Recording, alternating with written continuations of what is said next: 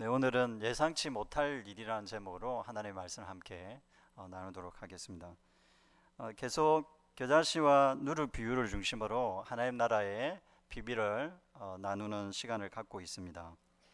오늘은 이 겨자씨 비유와 누르 비유를 통해 예상치 못하는 일이 하나님 나라에서는 일어난다 하는 관점에서 말씀을 나누고자 합니다. 여러분, 하나님 나라를 경험한다라는 게 뭘 경험하는 것일까요? 저는 그렇게 생각합니다. 비유 말씀을 읽을 때마다 일상생활 안에 들어오는 낯선 하나님의 신비 또는 낯선 하나님의 나라의 가치, 이것을 내 삶에 끌어안는 것이다, 이렇게 생각을 합니다. 그것이 때로는 우리의 예상과 맞지 않고 또는 우리의 예상과 우리의 그 상식을 뛰어넘기 때문에 예상치 못할 일입니다. 여러분, 이 세상을 우리가 살아가려면 오늘 한 일과 내일 할 일들이 어떻게 연계가 되는지, 어떻게 관계가 되는지 그 지혜롭게 판단할 수 있는 사람일수록 능력 있는 사람이라고 할 수 있습니다. 여러분, 오늘 하는 일이 내일 쓸모가 있어야 되지 않겠습니까? 여러분, 시험 준비를 하는데 그 시험 준비하는 것이 여러분의 인생에 아무 도움이 안 될 거라고 생각하면 그 시험 준비의 동기부여가 받기 힘든 것처럼 오늘 하는 일이 내일 사실 쓸모가 있어야 그것이 인생을 잘 살고 있는 것이라고 흔히 그렇게 얘기를 합니다. 그게 상식이죠. 그리고 우리의 일상에 통하는 이야기고요. 틀린 말은 아닙니다. 그런데 우리가 하나님의 나라의 비유를 살피면 살필수록 상당히 낯선 이야기들이 계속 등장한다는 말씀을 제가 전하고 있습니다. 우리의 상식대로 되어야 하는데 우리의 상식을 뛰어넘는 가치관과 기획을 우리에게 준다는 거예요. 말하자면 시험을 치고 통과해야 더 저 사람이 능력 있는 사람이라 인정받을 수 있는 건데 그 기준을 허물어뜨린다는 거예요. 우리는 시험을 쳐서 누가 실력이 있는지를 판가름해야 되는 것이 상식이라고 생각하잖아요. 여러분, 그렇게 생각 안 하나 봅니다. 저는 그렇게 생각해 왔었거든요.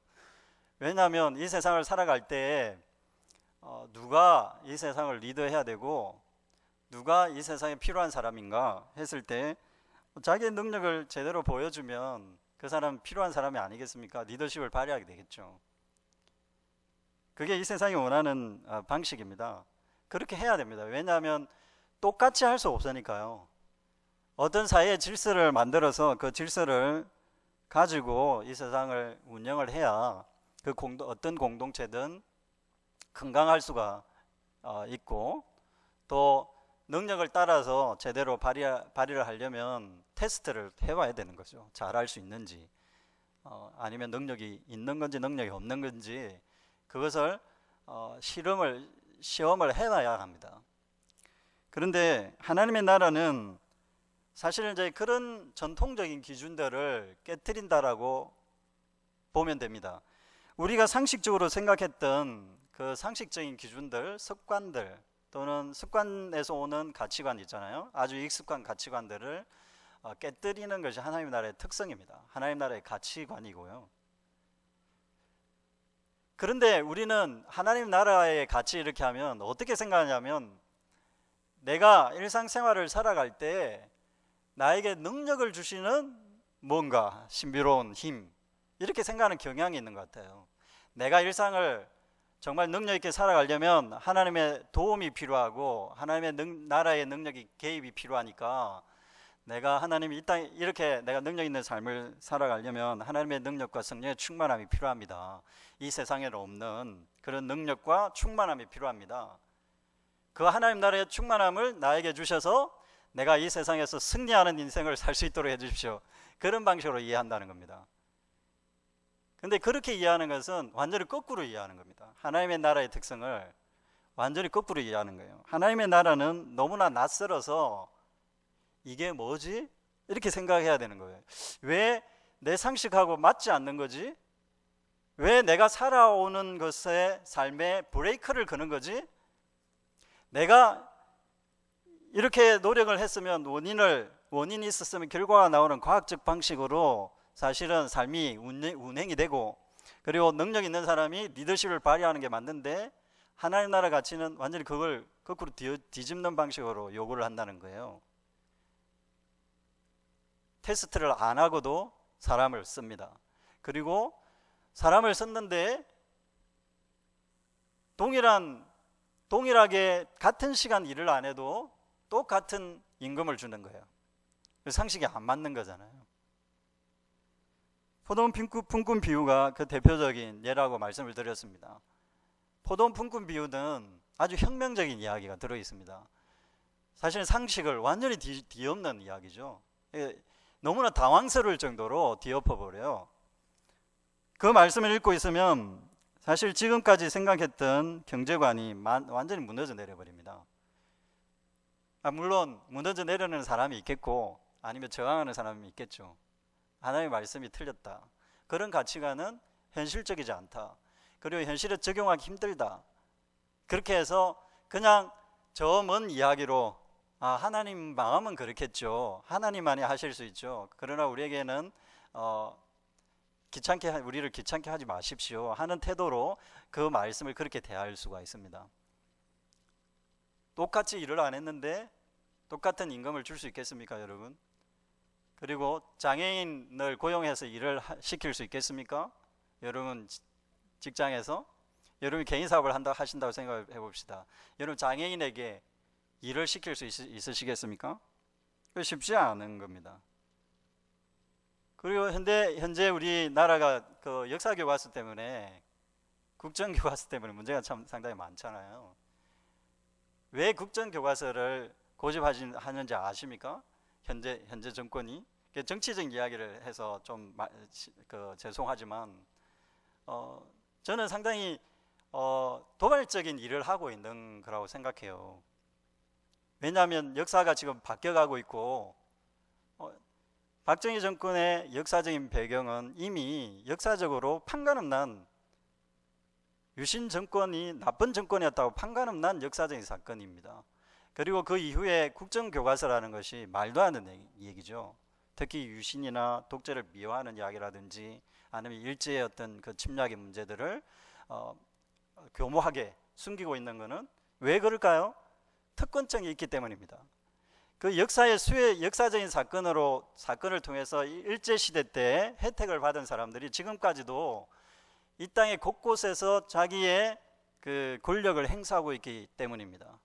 그리고 유신 정권이나 독재 정권에 이렇게 일조했던 사람들이 여전히 경제계나 정치계나 또는 교육계나 곳곳에 포진해 있기 때문입니다. 그들에게 돌아오는 것이 있기 때문에 그들의 질서를 유지하면, 그런 방식으로 역사관을 유지를 하면 자기들의 후손도 오랫동안 먹고 잘 살 수 있죠. 잘 먹고 잘 살 수 있죠. 역사적인 평가를 받았음에도 불구하고 그 역사적 평가를 돌이킬 능력이 없는, 그런 자신감이 없는 그런 세대, 그것이 우리 교회도 그렇게 많이 닮았다고 저는 생각합니다. 하나님의 나라의 메시지, 역사적인 사건이 예수 그리스도를 통해서 이 땅에 왔고 하나님 나라의 가치관이 이 세상에 들어왔는데도 불구하고 이미 하나님의 역사적 가치관이 대안이라는 것, 이 세상의 유일한 대안이라는 걸 믿고 있는 그리스도인들조차도 어떤 태도를 가지고 있느냐 하면 그 하나님의 진리를 항상 우리의 삶으로부터 밀어내고 있는 거예요. 여러분 그렇지 않습니까? 저를 비롯해서 우리가 그렇게 하고 있지 않습니까? 하나님의 말씀이 여러분의 삶에, 우리의 삶에 들어가 있는 데가 어디 있습니까? 하나님의 살아계신 그 생명의 말씀이, 또는 아주 강하게 도전하는, 우리의 삶에 도전하는 낯선 하나님의 나라의 가치가 우리의 삶에 어떻게 드러나고 있습니까? 아주 익숙하게 일상을 살고 있지 않습니까? 겨자씨 비유와 누룩 비유, 이 비유를 보시면 일상과 다른 낯선, 예상치 못하는 일이 발생하고 있습니다. 여러 번 제가 말씀을 드렸기 때문에 잘 아실 겁니다. 물론 처음 오시는 분들은 제가 한 번만 더 설명을 드리겠습니다. 예상치 못하는 일이 지금 일어나고 있어요. 왜 그러냐면 겨자씨를 뿌리는데 그 뿌리는 것조차도 사실 상식을 뒤엎는 씨 뿌리기라고 그랬잖아요. 어디에 뿌리고 있습니까? 채소밭에. 잡초 씨앗을 채소밭에 뿌리는 일은 해서는 안 되는 일입니다. 그런데 그것도 낯설지만 그 이후에 예상치 못하는 일이 발생합니다. 뿌렸는데 어떤 일이 일어나냐면 그 잡초가 또는 채소밭이 숲을 이루게 되는 거예요. 채소밭이 또는 잡초가 숲을 이룬다고? 이건 상식에 맞지 않는 이야기입니다. 그리고 나무처럼 된다고 표현하고 있습니다. 나무가 될 수가 없어요. 겨자씨는 커봤자 제 키 정도까지 큽니다. 그런데 이 키 정도 크는 것도 나무처럼 이렇게 자라는 게 아니라 쭉 대롱이 하나가 있어서 이렇게 하나만 이렇게 자라요. 그리고 잎도 그렇게 풍성한 잎을 가지고 있는 잡초가 아닙니다. 그러면 잡초와 채소가 어울려서, 채소는 말할 것도 없이 키가 작죠. 어울려서 나무가 되어 공중의 새들이 깃들인다. 또는 자세하게 여기는 기록하고 있지는 않지만 동물들이, 야생 동물들이 들어와서 거할 수 있는 공간이 된다 하는 이야기는 예상치 못하는 이야기입니다. 우리가 기대하기 힘든 이야기입니다. 그런 방식으로는 기대하기 힘든 이야기인 거예요. 우리는 때로 하나님의 진리의 말씀 또는 하나님께서 성경 말씀을 통해서 우리에게 요구하시는 삶의 태도나 또는 가치관이나 또는 행동 거지들이 있습니다. 어떻게 하라고 명령하시는 말씀의 내용들이 있습니다. 우리 스스로 잘 아는 것처럼 그 말씀을 우리가 대할 때마다 이게 어떻게 능력을 발휘할 수 있을까?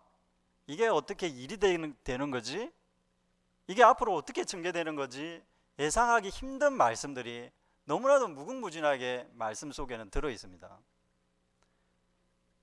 근데 놀랍게도 이 말씀들은 파워를 제공하는, 우리에게 힘을 제공하는 그런 말씀이라기보다는 우리의 상식을 깨뜨리고 우리의 삶에 틈을 내어서 새로운 것을 이식시키는 방식입니다. 잡초를 채소밭에 뿌리듯이 새로운 것을 이식시키는 거죠. 채소밭에 잡초를 뿌려서는 안 되는데, 채소 씨앗을 뿌려야 되는데 잡초 씨앗을 뿌리는 것 자체 이종교배죠. 이질적인 것을 뿌리는 그 행위를 통해 낯선 삶이 출현하도록, 우리가 예상하지 못했던 울발적인 일들이 발생하도록 그걸 열어놓는 삶의 태도를 우리에게 하나님의 말씀을 요구하고 있다는 것입니다. 여기에는 이제 두 가지 메시지가 들어있는데요. 하나는 타자들에 대해서 열려 있어야 된다 하는 것이고, 또 다른 하나는 타자들과의 관계 속에서 발생하는 사건들에 대해서 열려 있어야 된다는 이야기입니다. 무슨 말이냐면요, 우리가 우리 중심으로 삶을 끌어가다 보면 항상 어떤 방식으로 우리의 삶을 꾸려가느냐 하면 나에게 익숙한 것, 그리고 나에게 편한 것, 그리고 내가 잘할 수 있는 것, 그런 방식으로 우리의 삶을 끌어갈 수밖에 없어요. 왜 그럴까요? 내가 잘하는 걸 해야 다른 사람에게 돋보이고 효과가 있을 거라고 생각하기 때문입니다. 근데 과연 그럴까요? 하나님의 나라 가치는 그것과는 반대되는 가치관을 우리에게 심어줍니다. 그렇지 않다. 하나님의 나라는 낯선 것을, 이질적인 것이 우리의 삶에 들어올 때 예상치 못하는 삶의 방식으로 끌려가는 것이다. 이렇게 얘기하는 거예요. 하나님의 나라는 우리가 생각하는 방식대로 가는 게 아니에요. 우리가 계획하던 방식대로 가주는 게 아닙니다. 하나님의 나라는 우리의 의식과 우리의 지식과 우리의 의지를 다 사로잡아서 하나님의 나라의 가치에 굴복하도록 하는 방식입니다. 그래서 우리가 제자도가 필요한 거예요. 하나님, 내 생각과 내 마음으로는 설득이 잘 안 되지만, 그리고 이 세상의 삶을 살아가는 방식으로는 하나님 나라 가치가 효과적이지 않을 것 같은데 그럼에도 불구하고 그 말씀을 받아들여야 됩니까? 하는 그런 질문을 할 수밖에 없게 만든다는 거예요. 이질적인 타자, 나와 다른 타자들에 대해서 열려 있느냐? 유대인들에게 문제가 하나 있었습니다. 유대인들은 자기들의 전통을 너무나 고집했기 때문에 항상 자기 중심으로 생각했어요. 자기들이 하나님의 율법의 말씀을 받은 유일한 정말 자부심 있는 민족이라고 생각했습니다. 그래서 그 말씀들을 철저하게 지키기 위해서 노력을 많이 했어요. 대표적인 게 이제 할례를 지키는 겁니다. 할례는 뭐냐면 그 남자의 그 성기의 표피를 자르는 건데 그 종교 의례입니다. 그래서 선택받은 민족이라는 뜻입니다. 하나님으로부터 구별해서 하나님께 거룩한 민족으로서 삶을 살아간다, 그렇게 생각했고, 그게 할례가 대표적이고요. 그 다음에 두 번째는 안식일입니다. 안식일을 하나님께서 지키도록 했는데, 원래 안식일은 어떤 목적에서 줬느냐면 생명을 풍성하게 하기 위한 안식의 목적입니다. 그야말로 하나님이 이 세상을 다 창조하고 나서 다 이루었다 말씀하신 이후 하나님께서 7일째 쉬셨느니라, 이렇게 말씀하셨거든요. 쉬셨다는 말이 완성했다는 뜻이거든요. 하나님이 이 세상의 일을 다 완성시키고 있고, 또 그 안식일을 통해서 이 창조 세계가 끊임없이 하나님으로부터 생명을 공급받는 그 구조를 만들어 놨다는 뜻입니다. 그래서 우리가 주일도 마찬가지입니다. 안식일과는 좀 다르긴 하지만, 성격이 다르긴 하지만, 주일도 우리가 이렇게 일을 안 함으로써, 일을 안 하는 행위를 통해서 우리의 일이 의미가 있도록 하는 거예요. 일이 먼저인 것 같아 보이지만 사실 하나님의 심이 먼저예요. 하나님이 일을 하지 않는 그 하나님의 심이 먼저고, 그 하나님의 심을 통해 우리의 일이 능력 있도록 하는 거예요. 그러니까 하는 행위와 하지 않는 안음이 다르잖아요. 같은 게 아니잖아요. 이질적인 것이잖아요. 서로 이질적인 것을 우리의 날에 만들어 놓은 거예요. 그래서 예배하는 거는 저는 그렇게 생각합니다. 우리가 예배하러 왔을 때 너무나 많이 일을 해요. 일을 안 하는 쪽으로 해야 됩니다. 예배 가능하면 교회는 물론 미션을 수행해야 될 일들이 많이 있죠. 그렇지만 성경적인 거는 평일에 미션을 수행하고, 주일이나 특히 안식일로 우리가 생각하는 이 주일에는 가능한 일을 안 하는 게 좋아요. 일이 되도록 하면 안 됩니다. 우리 하는 것이. 그래서 예배하고 교제하고 기쁨을 누리고 안식하고 풍성인 누림으로 일주일 동안에 생활했던 그 삶의 패턴과 이질적인 삶의 패턴, 또 일주일 동안에 보냈던 시간과는 이질적인 시간을 서로 만나게 해줘야 합니다. 공간도 마찬가지입니다. 아주 익숙한 공간이 아닌 하나님 앞에 있는 그 공간을 만들어 놓음으로써 그게 거룩해지는 거예요. 거룩한 게 다른 게 아니에요. 그런데 유대인은 그걸 착각을 해서요, 안식일을 지키면 거룩해진다, 그리고 어떤 종교적인 율법을 지키면 자기가 거룩해진다, 이렇게 생각한 거예요. 그게 아니라 서로 이질적인 삶의 모습들을 서로 만나서 그 의미가 서로 뭔지를 잘 알고 판단하고 행동할 수 있을 때 비로소 하나님의 백성다운 판단과 가치관을 가진다고 볼 수가 있습니다. 유대인들이 실패했는데 예수님은 그 유대인들의 실패에 대해서 끊임없이 질문했습니다. 특히 안식일 개념에 대해서 계속 비판을 하셨어요. 오늘 본문 우리 비유 앞에 보시면 안식일에 예수님이 누구를 고쳤다고 얘기 나옵니까? 한 여인을 고칩니다. 안식일에 해당에 들어가지고 생명을 고치고 사단으로부터 자유케 하고 사단으로부터 해방하게 하는 메시아로서의 일을 하고 있을 때조차도 유대인들 어떻게 생각합니까? 일이라고 생각한 거예요. 의사가 병을 고치듯이 일을 한다고 생각해서 왜 안식일에 일을 합니까? 하면서 예수님을 대래 비판하고 나서는 이 모습이 우리의 모습과 같지 않은지 생각해 볼 필요가 있습니다. 우리가 유대인과 같이 이렇게 딱딱하게 경직되게 생각하지 않는다 하더라도 무의식적으로 우리는 이런 삶에 익숙한 거 아닌가 생각됩니다.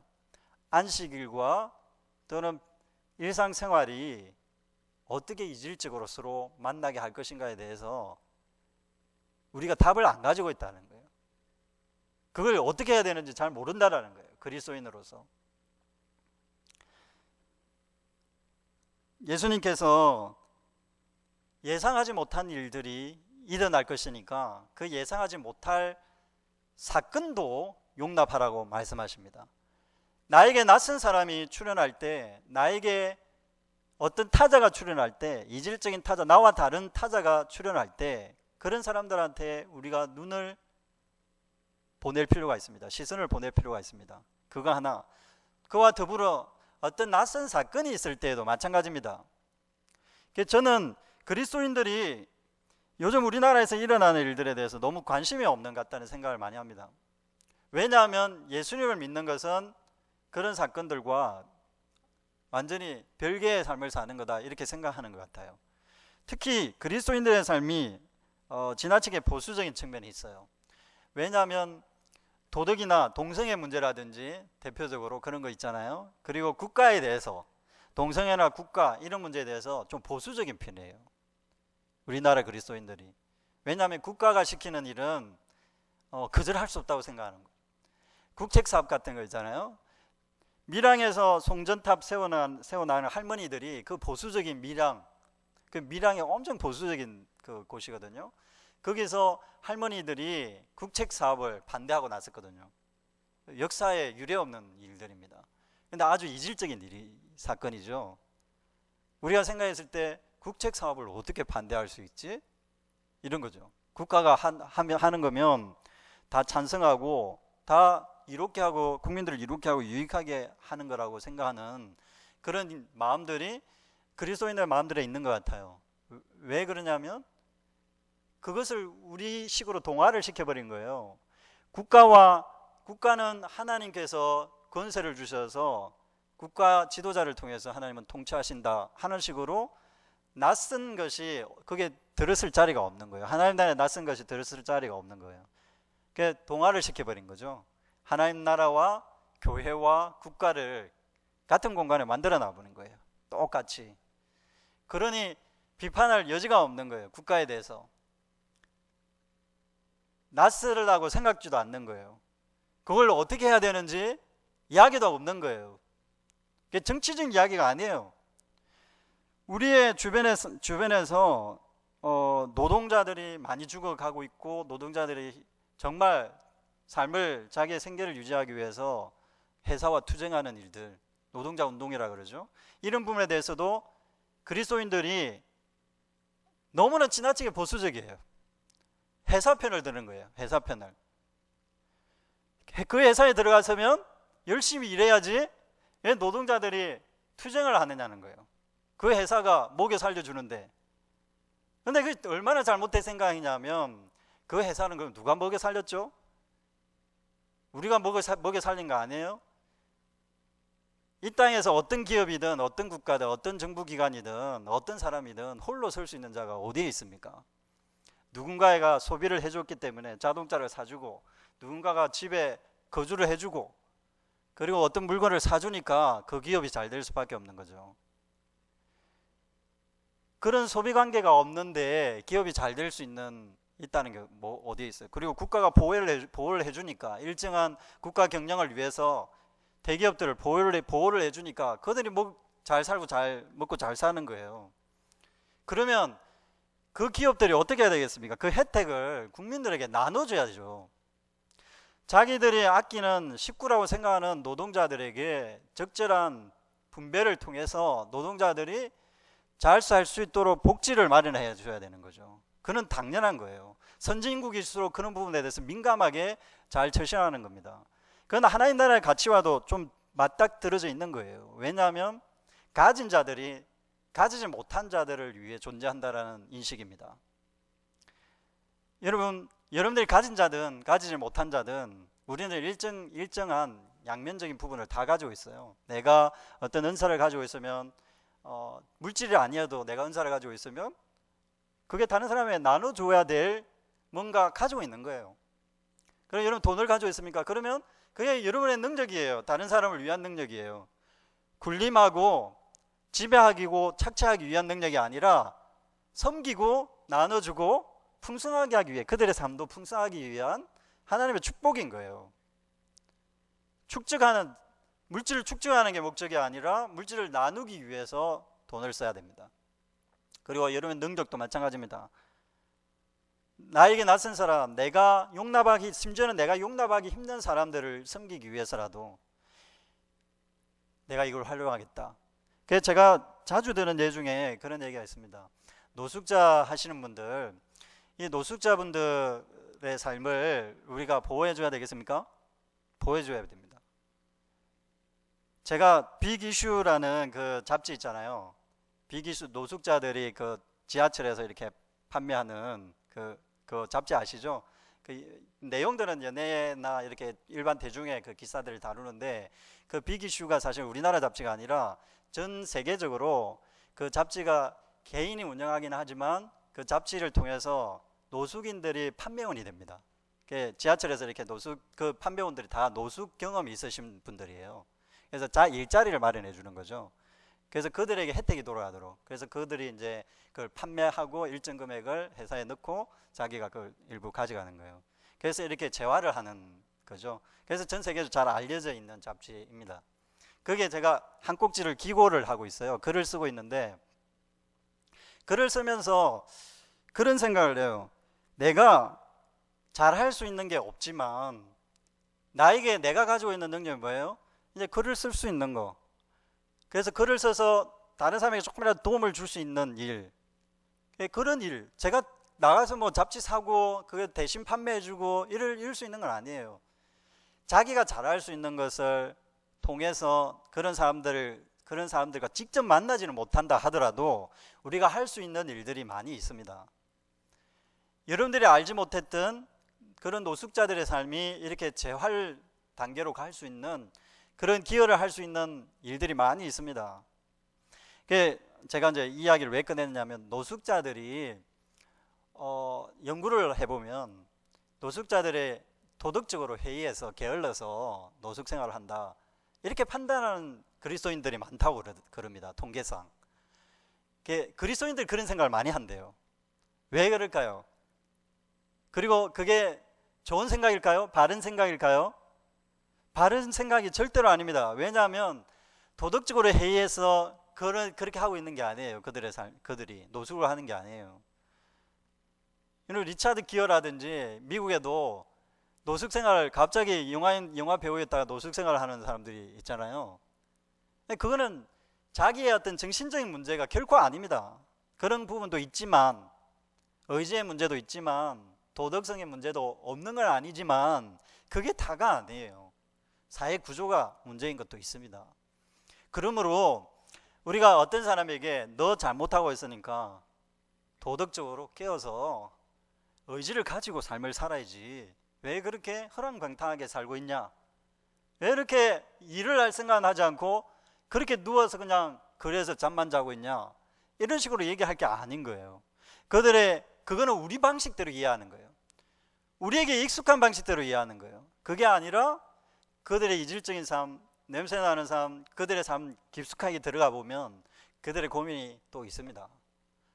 또 그들의 삶에 여건들이 있습니다. 그들의 삶이 그렇게 된 사건이 그들에게 있습니다. 그런 사건과 그런 타자들을, 이질적이고 낯선 타자와 사건들을 만날 때 비로소 우리가 예상하지 못했던, 생각하지도 못했던 일들이 전개가 될 수 있는 거예요. 그게 하나님 나라의 성격입니다. 우리에게 항상 익숙한 방식대로 사람을 만나고 우리에게 항상 익숙한 시각으로만 이 세상을 보고 그렇게 해서는 안 됩니다. 이 땅에서 일어나는 각양각색의 일들을 하나님의 눈으로, 하나님의 나라의 눈으로 만날 수 있고 볼 수 있어야 합니다. 관심을 가지고. 뉴스를 들을 때에도 다양한 뉴스를 볼 수 있어야 되고, 또 신문을 만약에 읽는다면, 인터넷을 통해서 신문을 읽는다면 다양한 신문들을 보고, 그게 이 땅에서 어떤 일이 일어나고 있는지, 그리고 그 일들이 어떻게 사람에 따라서 서로 낯설게 다가오는지, 똑같은 사건이라 하더라도 거기서 버림받고 있는, 관심받지 못하고 있는 약자들과 타자들을, 이질적인 타자들을, 나에게는 내가 좋아하지는 않지만, 또는 나에게는 익숙하지는 않지만, 내가 그렇게 기꺼워하지는 않지만 그들의 삶을 들여다보겠다라는 그런 시각이 있잖아요. 그건 단지 나와 삶을 분리해서 다른 사람, 이렇게 생각하는 게, 여러분의 삶도 마찬가지입니다. 우리의 삶도 나의 낯선 부분들을 볼 수 있어야 돼요. 여러분들이 다 동일적인 인격을 가지고 있는 것 같습니까? 그렇다고 여러분들 다중인격자다 그런 얘기가 아니라, 여러분들이 때로 화도 내고 때로 슬퍼하기도 하고 때로 기뻐하기도 하고 그러잖아요. 우리의 감정은 사실 다층적인 거예요. 하나만 감정이 있는 게 아니에요. 다양한 다층적인 감정의 부분들이 있는데 이 다층적인 감정들을 용납할 수 있어야 합니다. 긍정적인 사고를 가지라는 그런 의미가 아니라 그럴 때에 다른 타자가 들어설 여지가 있는 거예요. 그래서 나와 객관적으로 저 멀리 있는 타자들에 대해서 내가 어떻게 대할지, 이게 하나님 나라 비밀에서도 중요한 부분이긴 하지만 나를 볼 때, 나 자신을 볼 때도 마찬가지입니다. 내가 기뻐할 때와 슬퍼할 때와 그리고 우울할 때와 그리고 화날 때와 분노할 때와 다양한 감정들로 출현하는 나 아닌 나 또는 내 속에 있는 다양한 나, 이것을 볼 줄 알 때 비로소 내가 예상치 못하는 일이 나에게서 일어날 수 있는 거예요. 그 변화를 만들어내야 되는 거죠. 변화를 만들어낼 수 있는 여지를 마련해야 되는 거죠. 그런데 항상 생각하는 대로 나는 고집불통이야, 나는 내성적이야, 나는 항상 우울해, 이렇게 자기를 단정하고서는 거기서 새로운 일이 일어나지 않는 거예요. 하나님의 성령이 여러분에게 들어오셔서 여러분의 일을 하실 수 있도록, 여러분의 다양한 타자들이 출현할 수 있도록 여러분을 만나야 되는 거예요. 여러분 자신을. 거기서 내가 생각지 못했던 하나님의 일이 시작되는 겁니다. 누룩 비유에 누룩의 밀가루에 넣지 말아야 될 누룩을 넣습니다. 이 누룩을 넣는 것은 절기 음식에 누룩을 넣지 않아야 되는데 누룩을 넣었다라는 표현이라고 말씀을 드렸습니다. 그리고 누룩은 유대인들에게는 종교적으로 부패를 뜻합니다. 그러니까 썩어가는 거죠. 썩게 하는 부패를 상징합니다. 종교적으로. 근데 유대인들의 시각으로는 종교적으로 하나님께 거룩한 것은 누룩을 넣지 않는 거예요. 그런데 누룩을 넣었다는 말은 이질적인 것을 넣었다는 얘기죠. 자, 여기서는 우리가 뭘 말씀을 해주냐고 우리가 알 수 있느냐면 그 뒤에 나오는 성경 구절들에서 좀 힌트를 얻을 수가 있습니다. 그 뒤에 이런 얘기가 나옵니다. 23절을 한번 보십시오. 어떤 사람이 여짜오되 주여 구원을 받는 자가 적으니까, 이렇게 묻습니다. 이게 무슨 말이죠? 구원 받는 사람들이 적습니다, 이런 말입니까? 그런 의미이기도 하고, 그리고 그냥 궁금해서 질문하는 것이기도 한데 사실은 궁금해서 질문하는 것이라기보다는 유대인들의 시각에서 질문하는 거예요. 이 땅에서 구원을 받는 사람들은 적지 않습니까? 유대인들만 구원받을 수 있는 거 아닙니까? 이런 질문이에요. 우리처럼 종교적인 생활을 하고 있는 유대인들만이 하나님의 구원의 혜택을 받을 수 있는 것 아닙니까? 도덕적으로 순결하고 종교적으로 순결해 주려고 노력하는 이 유대인 집단이야말로 택하신 하나님의 백성이 아닙니까? 이런 질문이거든요. 그때 예수님께서 뭐라고 얘기하십니까? 아니다, 그런 가타부타 말씀 안 하시면서 뭐라고 얘기하시죠? 좁은 문으로 들어가라. 좁은 문으로 들어가라. 갑자기 왜 낯선 이야기를 하실까요? 이 문의 이야기는 상당히 느닷없는 말씀입니다. 여러분, 여기서 약간 빠져서 여러분 말씀을, 우리가 성경 말씀을 대할 때 하나님께서 우리에게 말씀하실 때 사실 느닷없이 우리에게 말씀하실 때가 있어요. 여러분, 제가 이제 여러 시간 걸쳐서 이 느닷없이 예상치 못하는 이야기들을 좀 각각 다른 표현으로 계속 말씀을 드리고 있습니다. 하나님의 나라는 그런 방식으로 임하기 때문입니다. 느닷없이 우리에게 좁은 문으로 들어가라, 예수님께서 그렇게 얘기하시는 거예요. 느닷없이. 그럼 그 말은 무슨 말이에요? 우리가 넓은 길로 갔다는 거고 넓은 문으로 들어가려고 한다는 그 욕망을 들춰내는 말인 거죠. 우리의 욕망을 들춰내는 거죠. 우리의 욕망이 하나님의 말씀에, 느닷없는 하나님의 말씀에 들춰내어져서 까발려질 때 하나님의 역사가 일어나는 거예요. 예상치 못하는 일들이 시작됩니다. 우리의 욕망 덩어리를 시키기 위해서 하나님의 말씀을 이용하지 말라는 겁니다. 하나님의 말씀을, 내 자아를 강화하고 내 욕망을 강화하기 위해서 하나님의 말씀을 이용하기 시작하는 순간 하나님 나라의 비밀을 깨달을 수 없고 하나님 나라에서는 바깥에 있는 사람이 되고 맙니다. 예수님께서 그 얘기를 하려고 하시는 거예요. 좁은 문으로 들어가기를 힘쓰나 들어가기를 구하여도 못 들어가는 경우가 있다. 이제 그렇게 말씀하시는 거죠. 그때 예수님께서 비유 비슷한 얘기를 하나 더 하시죠. 그게 뭐냐면 26절입니다. 그때 너희가 말하되 우리는 주 앞에서 먹고 마셨으며 주는 또한 우리의 길거리에서 가르치셨나이다. 그렇게 말을 합니다. 예수님이 맞받아 치십니다. 너희가 어디에서 왔는지 나는 알지 못한다. 자, 이 관문을 통과해야 합니다. 좁은 문이라는 것은 이 관문을 통과하는 거예요. 어떤 관문? 예수님께서 나를 알아차리도록 하는 겁니다. 예수님께서 나를 알아차리게 할 수 있는 방법이 뭘까요? 예수님께서 여러분을 알아보십니까? 여러분의 삶 속에서 예수님께서 여러분을 알아차리십니까? 여러분이 하는 일마다 그래 멋진데 이렇게 알아차려 주십니까? 내가 하는 방식대로 그것을 했다가는 하나님, 제가 하나님 나라를 위해서 일을 했지 않습니까? 예수님의 이름으로 했지 않습니까? 예수님께서 가르치실 때 교회 설교하는데 오부 예배 때 참여했지 않습니까? 하나님 말씀 듣고 있지 않았습니까? 그렇게 얘기할 때 뭐라고요? 이 관문을, 좁은 문을 통과하지 않은 사람은 어떻게 된다고요? 네가 언제 거기 있었느냐? 그래서 여기 있는 게 중요한 게 아닌 거죠. 관문을 통과해 좁은 문으로 들어가는 게 필요한 거죠. 낯선 과정을 거쳐야 되는데 예수님이 알아차릴 수 있는 자세와 액션을 취할 수 있는가? 이게 중요한 거죠. 너희 밖에 하나님의 나라 바깥에 놓여 있는지 아니면 내가 하나님 나라 안에 있는지 그걸 판단할 수 있는 감각을 가지시기를 바랍니다. 내가 하나님 나라에 있다고 머리로 생각한다고 우리가 하나님 나라에 있을 수 있는 게 아니에요.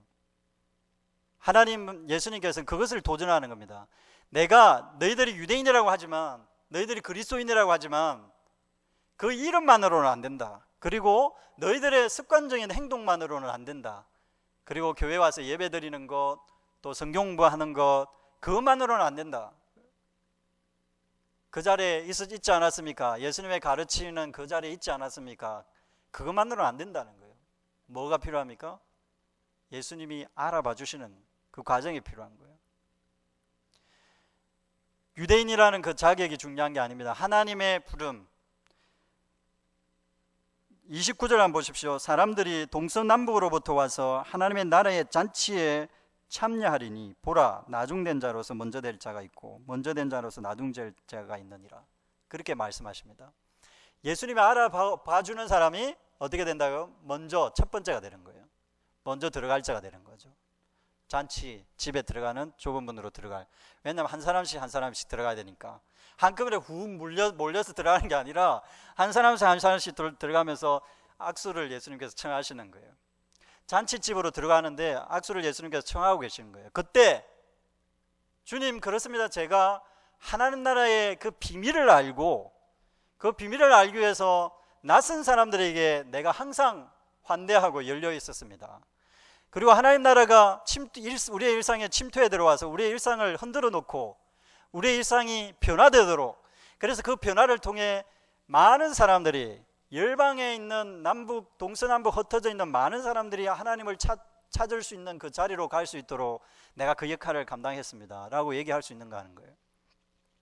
내가 하는 일이 하나님의 나라를 위한 일이라고 당당하게 얘기할 수 있느냐는 겁니다. 예수님이 손을 잡고 이 잔치에 들어갈래? 이렇게 말씀하실 때 부끄러워서 아닙니다. 저 잔치에 참여할 자격이 없습니다 하고 뒤돌아 서는 자가 아닙니까?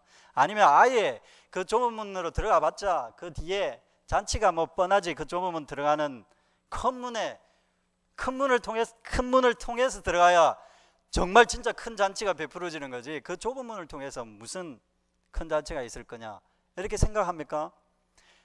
좁은 문, 좁은 관문, 우리가 생각하지 못했던 도전 앞에 그걸 통과하려고 하는 그런 의지를 가지고 예수님의 말씀을 대하고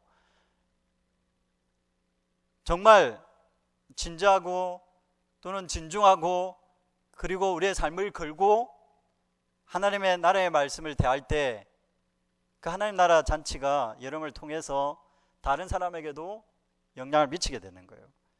그래서 하나님 나라 잔치는 우리를 통해 온갖 종류 유대인들 뿐만 아니라 그 어떤 사람이라도 동서남북 흩어져 있는 자들이 들어와서 참여하게 될 것입니다. 내가 생각지도 못했던 사람을 거기서 그 하나님의 나라에서는 만나게 되고, 물론 우리가 죽어서 가는 하나님 나라 말고 우리가 생각지도 못했던 그 사람이 하나님 나라의 일을 하고 있을 겁니다. 우리가 비꼬고 그리고 우리가 저급하게 생각했던 그 사람을 통해, 그런 일을 통해 하나님 나라는 더 확장되고 있을 것입니다. 예상치 못하는 일이 일어나는 거죠. 우리의 계획대로가 아니라 하나님의 시나리오, 하나님의 계획은 예상치 못한 계획입니다. 우리의 입장에서는 상당히 우발적인 일입니다. 우리가 생각하는 대로 일어나는 게 아니에요. 하나님의 이 우발적인 역사를 우리의 삶에 끌어안으려면 이 관문을 통과해야 합니다. 좁은 관문을, 좁은 문으로 가려고 하는, 또는 좁은 길로 가려고 하는, 이 낯선 길로 들어가려고 하는, 우리의 일상에 하나님의 나라의 낯선 것을 끌어들이려고 하는 그런 의지와 또 그런 감각과 그런 제자도의 자세를 가지고 하나님 나라를 우리의 삶으로 끌어올리려고 하는 모습들, 이것이 여러분에게, 우리에게 필요한 것이라고 말을 할 수 있습니다. 말씀을 맺겠습니다. 예수님은 34절에서 이렇게 안타까워하십니다. 예루살렘아, 예루살렘아, 선지자들을 죽이고 내게 파송된 자들을 돌로 치는 자여, 암탉이 제 새끼를 날개 아래에 모음같이 내가 너희의 자녀를 모으려 한 일이 몇 번이냐. 그러나 너희가 원하지 아니하였도다. 하나님께서는 유대인들을 항상 통해서 일을 하시려고 노력했습니다. 그런데 유대인들이 항상 떠났어요. 하나님이 그 일을 감당하지 않으려고 했습니다. 그래서 하나님이 버린 거예요. 어쩔 수 없이. 왜냐하면 하나님의 일이 있으니까, 하나님의 나라는 계속 전개돼야 되니까. 그래서 유대인들은 버리시고 어떻게 하십니까? 이방인들, 곳곳에서 장애인들, 사회적 약자들, 죄인들을 불러서 하나님께서 일을 하시는 게 예수님의 사역의 특징입니다. 그래서 병자들을 가까이 하시고 죄인들이 나의 친구다 그러시면서, 하나님의 이 마음을 우리가 아셔야 됩니다. 이거는 우리에게 주시는 말씀입니다. 유대인들은 이미 실패했죠. 우리도 실패할 수가 있습니다. 나도 하나님의 백성으로 삶을 산다고 하지만 사실 실패할 수 있습니다. 예수님이 안타까워하실 수 있습니다. 예수님 인정해 주기보다는 예수님 너무 안타까워서, 내가 너를 품어서 하나님의 나라의 일을, 낯선 하나님의 나라의 일을 맡기려고 그렇게 노력했는데 왜 너는 그렇게 도망쳤느냐. 내 마음을 알지도 못하고 왜 이질적인 타자들에 대해서, 또 하나님의 예상치 못하는 일에 대해서 그렇게 믿음이 없느냐, 그렇게 열려있지 못하느냐, 왜 너 생각만 가지고 고집하면서 삶을 살아가고 있느냐 도전하십니다. 주님의 예상치 못하는 일, 하나님께서 이끌어 가실 예상치 못할 일들에 대해서 우리 마음을 열고, 주님, 내가 좁은 문으로 들어가겠습니다. 그리고 하나님, 예수님의 손을 딱 맞잡으면서, 예수님, 저 아시죠? 하나님 나라의 비밀을 아는 자입니다. 하나님 나라의 일을 이 땅에서 하고 싶어하는 열정이 있는 자입니다. 그 하나님 나라의 잔치를 마음껏 누리고, 또 이 세상에 누룩을 몰래 넣었던 여인처럼, 겨자씨를 채소밭에 뿌렸던 농부처럼 내가 하나님의 씨를 뿌리고 하나님의 누룩을 집어 넣겠습니다. 그런 자로 하나님 앞에 자처하시고 하나님으로부터 사용되시는 여러분 모두 되시기를 바랍니다. 기도하겠습니다. 하나님, 감사합니다. 우리에게 예상치 못하는 일들을 주시고자 하지만 우리는 끊임없이 그것을 거절해 왔습니다. 우리의 생각대로, 우리의 편한대로, 우리의 예상대로 일을 해왔습니다. 주님, 하나님 나라의 이 예상치 못할 일들이 우리에게 발생할 것에 대한 기대와 그런 마음으로 낯선 것을 대할 수 있는 좁은 문으로 들어가는 삶의 태도를 가질 수 있도록 해 주십시오. 그리고 하나님의 풍성한 잔치를 우리가 누리고 그것을 이 세상에 또 나눠주는 하나님의 예상치 못한 일들을 경험하고 또 이루어내는 자로 사용되어질 수 있도록 주님 인도하여 주옵소서. 일주일 전 우리의 삶도 인도하여 주시기를 원하며 모든 말씀을 예수 그리스도의 이름으로 기도드립니다. 아멘.